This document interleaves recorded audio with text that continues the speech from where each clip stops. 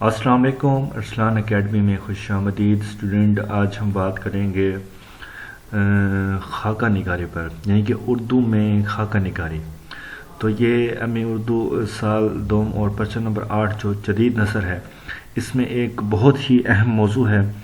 تو مجھے لگتا ہے کہ یہ بہت اہم موضوع جو آپ تک پہنچنا چاہیے، تو اس پر میں نے آج ویڈیو بنائی ہے. تو چلیں ویڈیو سٹارٹ کرتے ہیں. کہ اردو زبان میں خاکہ نگاری پر بہت کم لکھا گیا ہے. یہ تو نہیں کہا جا سکتا کہ اس صنف کا دامن بالکل خالی ہے، تاہم اچھا خاکہ لکھنے والوں کے نام انگلیوں پر گنے جا سکتے ہیں. اسٹوڈنٹ، میں نے اردو کے جو اہم خاکہ نگار، ویسے تو بہت ہیں، لیکن جو میں نے کچھ خاص جو آپ اپنے سلیبس میں پیپر میں لکھ سکتے ہیں، تو میں نے ان کا یہاں پر ایک مختصر سا انٹروڈکشن دیا ہے، اور پھر میں الگ اس پر تفصیلی بات کروں گا. ٹھیک ہے. تو سب سے پہلے جو ہمارے خاکہ نگار ہیں اردو میں، تو ان کا نام ہے مرزا فرت اللہ بیگ. ٹھیک ہے. تو اردو میں باقاعدہ خاکہ نگار مرزا فرت اللہ بیگ کو مانا جاتا ہے. انہوں نے 1927 میں اپنے استاد ڈپٹی نذیر احمد کا قلمی خاکہ ڈپٹی نذیر احمد کی کہانی، کچھ ان کی کچھ میری زبانی، یعنی کہ مرزا فرت اللہ بیگ کو ڈپٹی نذیر احمد کے بہت قریب رہنے اور ان سے پڑھنے کا شرف حاصل ہوا تھا. ابتدائی دور کا خاکہ ہونے کے باوجود ہم یہ توقع نہیں کر سکتے کہ یہ خاکہ ہر لحاظ سے مکمل ہو، کیونکہ جگہ جگہ ڈپٹی نذیر احمد کے اپنے منہ سے دلوائے گئے بیانات اس سے فنی اعتبار سے کمزور کر دیتے ہیں. اس کے بعد فرت اللہ بیگ نے ایک اور خاکہ سلیم الدین پانی پتی کے بارے میں بھی لکھا ہے. اس خاکے کے مطابق سلیم الدین نے ان کے لکھے ہوئے ڈپٹی نذیر احمد والے خاکے کی تعریف کرتے ہوئے کہا، ایک حسرت کا اظہار کیا کہ کاش کوئی میرے بارے میں بھی ایسا خاکہ لکھتا. اس پر فرت اللہ نے کہا، آپ مریے تو صحیح، میں خاکہ لکھ دوں گا. تو اس کے بعد جو ہمارے پاس اگلے خاکہ نگار ہیں وہ ہیں پریم چند. پریم چند کا ایک خاکہ جے نند کمار تھا جو 1939 میں شائع ہوا. دراصل اسٹوڈنٹ، اس خاکے کے اندر پریم چند کی اپنی ہی شخصیت کا جو ہے وہ عکس نظر آتا ہے. اور نیکسٹ ہمارے پاس تھا ایک بشیر احمد ہاشمی. ان کا خاکہ گفت و شنید کے نام سے 1943 میں ہوا تھا. بشیر احمد نے اس میں شخصیات کی بجائے یعنی کہ پیشوں کے حوالے لکھے گئے تھے، جن میں ایک کلرک اور ایڈیٹر یا پروفیسر اور منشی وغیرہ کے ٹائپ کرداروں کا ایک خاکہ اڑایا گیا ہے. اب اسٹوڈنٹ، میں آپ کو یہ بھی بتاتا چلوں کہ خاکہ اڑانا اور اس میں اور خاکے اڑانے اور خاکے لکھنے میں کیا فرق ہے. خاکہ لکھنے والے کا مقصد کسی شخصیت کے پہلو کے یعنی کہ انداز شگفتہ ہلکے پھلکے انداز میں بیان کرتا ہے، اور خاکہ اڑانے میں مذاق اڑاتا ہے اور مزاحیہ انداز سے کسی شخصیت کا ذکر کرتا ہے. تو یہ ایک فرق تھا. اس کے بعد ہم بات کرتے ہیں جو ہمارے اگلے خاکہ نگار ہیں وہ ہیں عصمت چغتائی. اب عصمت چغتائی جو ہیں، ان کا خاکہ دوسکی انہوں نے لکھا تھا. دراصل یہ مرزا عظیم بیگ چغتائی کی بہن تھیں. جب مرزا عظیم بیگ چغتائی نے ٹی بی سے وفات پائی تو عصمت چغتائی نے ان پر دوسخی جو ہے وہ خاکہ لکھا. یہ ایک چونکا دینے والا خاکہ تھا، جس میں ایک بہن کے بھائی کے بارے میں خیالات سامنے آتے ہیں. وہاں عظیم بیگ چغتائی کی شخصیت کے کئی پہلو بھی سامنے آئے ہمارے. اور اس کے علاوہ سعادت حسن منٹو نے لکھا ہے کہ عصمت نے جب دوسکی لکھا تو منٹو کی بہن اقبال نے ان سے کہا کہ عصمت نے یہ کیا بکواس لکھ دی ہے، جس پر منٹو نے اپنی بہن سے کہا کہ اگر تم مجھ پر ایسا مضمون لکھنے کا وعدہ کر لو تو میں آج ہی مرنے کو تیار ہوں. تو یہ خاکہ نگار تھے جن کی خود سعادت حسن منٹو نے تعریف کی. اچھا، جو اگلے ہمارے خاکہ نگار ہیں وہ خود سعادت حسن منٹو ہیں. تو انہوں نے جو سعادت حسن منٹو کے گنجے فرشتے انہوں نے جو ہے یہ لکھا تھا.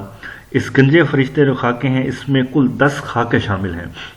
اس کتاب کا آغاز جو تھا وہ قائد اعظم سے ہوتا ہے جن کے بارے میں مصنف نے ان کے ڈرائیور سے معلومات حاصل کی تھی، اور یعنی کہ اس انداز میں انہوں نے لکھی تھی۔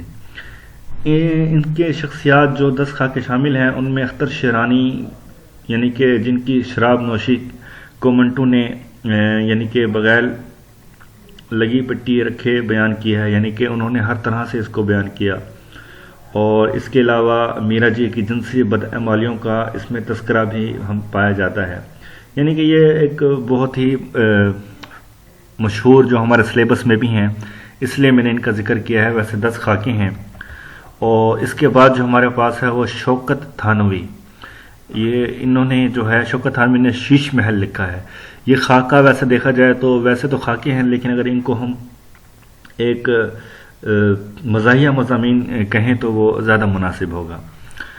جو لاسٹ ہمارے پاس ہیں اہم، جن کا ٹاپک ہے اصل میں جس کے لیے میں نے یہ ویڈیو بنائی ہے، وہ ہیں شاہد احمد دہلوی۔ جی ہاں، کیونکہ شاہد احمد دہلوی جو ہیں یہ ایم اے اردو کے ہمارے سلیبس میں بھی ان کا ایک ٹاپک موجود ہے، تو بات کرتے ہیں۔ ان کے 2 مجموعے چھپ چکے ہیں خاکوں کے، جن میں گنجینہ گوہر اور بزم خوش نفساں ہیں، لیکن کیونکہ سلیبس میں گنجینہ گوہر کی بات ہے تو ادھر سے ہی سٹارٹ کرتے ہیں کہ دراصل اس کتاب میں 17 شخصیت کے خاکے شامل ہیں، جن میں جو فہرست ہیں وہ نذیر احمد، میر ناصر علی اور بشیر الدین احمد، خواجہ حسن نظامی، مولوی عنایت اللہ، مرزا عظیم بیگ چغتائی، میرا جی، سعادت حسن منٹو اور کیف دہلوی۔ اس کے علاوہ جوش ملی آبادی اور جمیل جالبی کے جو یعنی کہ خاکے شامل ہیں۔ دراصل اس خاکے کا جو دیباچہ ہے اس کے اندر خود ڈاکٹر جمیل جالبی نے انہوں نے لکھا ہے کہ شروع سے ہی ان کی یعنی کہ میری خواہش تھی کہ شاہد صاحب ان تمام لوگوں کے حالات لکھیں، قلم بند کریں جن سے ان کی ملاقات ہوئی۔ شاہد صاحب نے ذرا انکار کیا تو ان کے اصرار پر ڈاکٹر جمیل جالبی کے اصرار پر وہ راضی ہو گئے اور کہنے لگے کہ سب سے پہلے میں ان ناموں کی فہرست مرتب کر لیتا ہوں تاکہ لکھنے میں آسانی رہے، اور جب ان کے نام لکھنے بیٹھے تو نام ایسے بنتے چلے گئے کہ جب معلوم ہوا تو 372 نام ہیں جو انہوں نے لکھ لیے، اور ابھی اس کے علاوہ بھی باقی تھے۔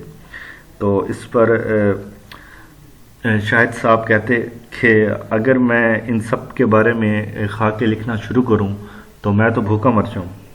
تو خیر ڈاکٹر جمیل جالبی لکھتے ہیں کہ آگے چل کر انہوں نے پھر اصرار کیا تو وہ راضی ہو گئے اور کہا کہ ان 372 میں سے صرف 12 شخصیتوں پر لکھوں گا اور باقی 360 پر اس وقت لکھوں گا جب حالات سازگار ہو جائیں گے۔ تو خیر اس کے علاوہ یعنی کہ اب بات کرتے ہیں ان کے شاہد احمد دہلوی کے خاکوں پر۔ تو ان کی فن کی ایک اور خوبی یہ ہے کہ وہ خاکہ لکھتے ہوئے کسی بھی شخص کو جو ہے ہیرو بنا کر پیش نہیں کرتے تھے، بلکہ اس کے عیب بھی پیش کرتے تھے۔ چنانچہ ان کا ممدوح شخص نہ تو فرشتہ بنتا ہے اور نہ ہی شیطان نظر آتا ہے، بلکہ ایک عام انسان ہوتا ہے۔ اس کے علاوہ ان کے خاکوں کی جو ایک خاص بات ہے وہ یہ کہ جس شخص کا وہ حلیہ بیان کرتے ہیں اس کی تصویر آنکھوں کے سامنے آ جاتی ہے، گویا ان کا قلم مصوری کا کام کرتا ہے، جو ایک قاری کے سامنے جو ہے ایک مکمل ان کے خاکے کی وجہ سے ایک مکمل تصویر بن جاتی ہے۔ اب آگے ان کے بعد دیکھی جائے تو مختصر ہم یہ کہہ سکتے ہیں کہ شاید احمد دہلوی کے قلمی خاکے اردو نگاری میں اپنا منفرد رنگ اور انداز بھی رکھتے ہیں اور اس صنعت میں اضافے کا باعث بھی بنتے ہیں۔ تو اسٹوڈنٹ یہ تھی ہماری اردو کی خاکہ نگاری پر ویڈیو، تو امید ہے آپ کو سمجھ آئی ہوگی، اور آپ چاہتے ہیں کہ کوئی اور آپ تک ٹاپک پہنچا جائے تو اس پہ کمنٹ ضرور کیجیے گا، میں انشاءاللہ اس پر بھی ویڈیو بناؤں گا۔ اپنا خیال رکھیے گا، اللہ حافظ۔